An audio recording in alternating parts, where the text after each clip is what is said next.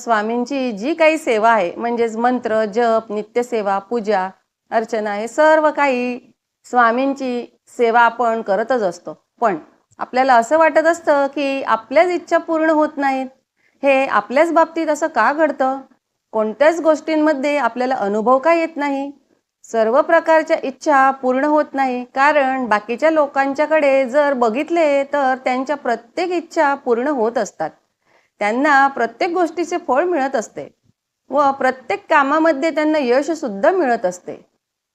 आपल्याला असे वाटते की आपण एवढे स्वामींची सेवा जर मनापासून करत आहोत तर आपल्याला त्याचे यश किंवा फळ का येत नाही? आपल्याच बाबतीत असं का घडते? असा विचार मनात येऊ लागतो. किंवा तुमच्या सर्व इच्छा का पूर्ण होत नाहीत किंवा अनुभव का येत नाहीत? तर तुमच्याकडूनही स्वामींच्या सेवेमध्ये कोणती एक गोष्ट आहे ती चुकीची तर होत